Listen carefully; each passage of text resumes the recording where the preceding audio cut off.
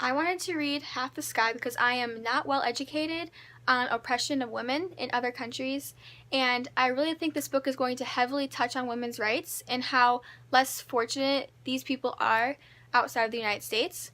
And I'm really looking forward to our meetings because I am interested in seeing how my group members interpret the book differently than I do and how their feelings change throughout the entire novel. For my APLAC summer reading assignment, I chose the book Half the Sky personally because I wanted to learn about the problems women face outside of America. I anticipate it'll be about the discrimination against women and their different systems based on the video we watched during the meeting before school ended.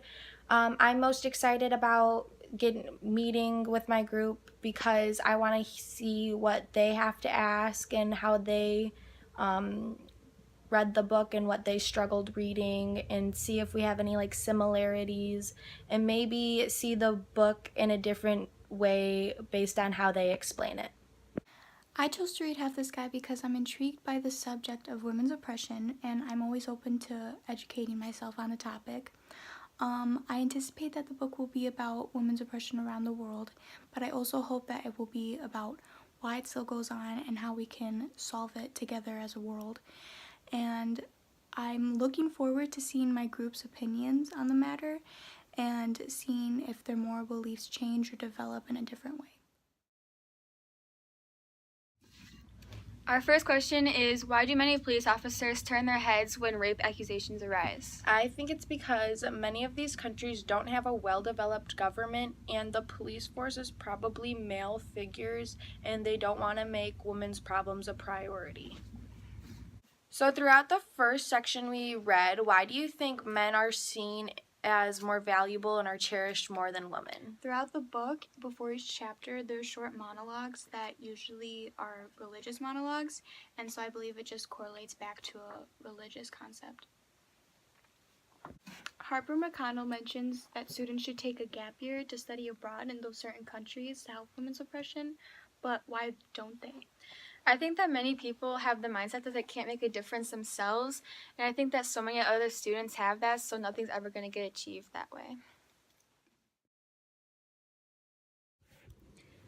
How come governments aren't doing more to prevent STDs such as HIV and AIDS? Because the men in the government don't want to make the citizen males feel inferior in a way, because they're the ones giving the STDs, they're the ones getting the women pregnant, and they can easily just move on.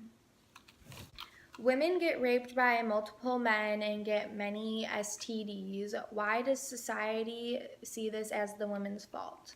I think it's because men want to find every reason to make a woman feel weak and just to pick on their insecurities. In the text, the soldiers use bayonets to rape the women. Why do they have to be so violent towards them? Because the males want multiple examples to show their dominance to women and make them feel inferior in like every way possible.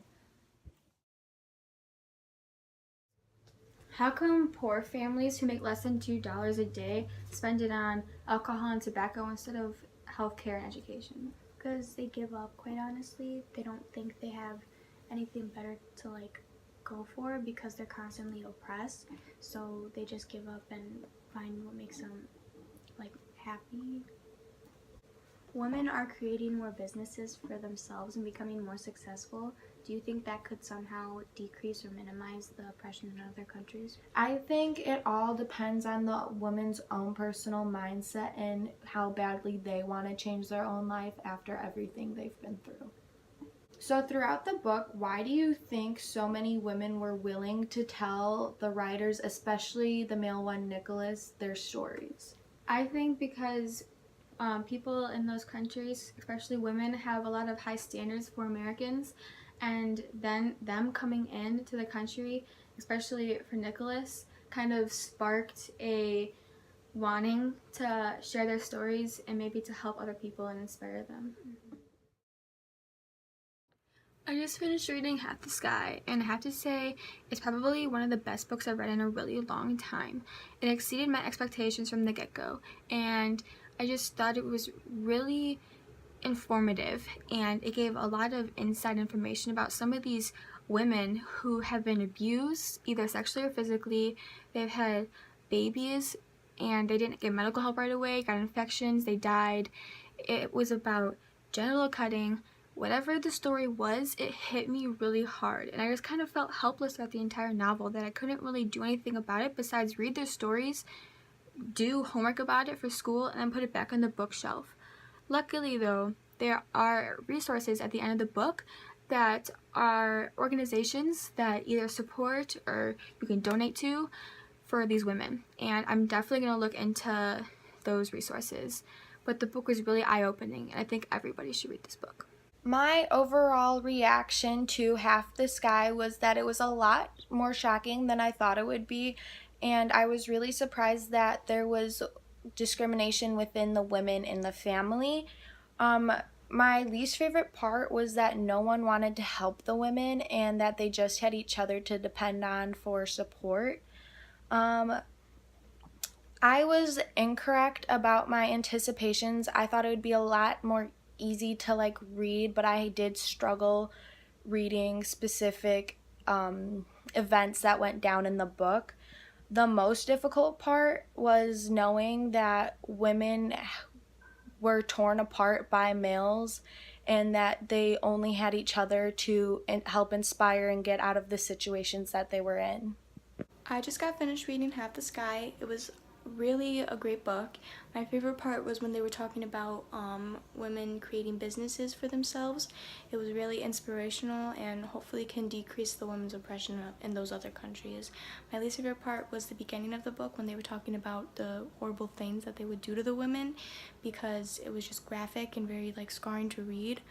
I really appreciated the fact that they would explain a concept in the situation, and they would go into further detail about it and explain why these things are happening. I was shocked that people continue to let this happen, considering it's 2018 and it's still going on.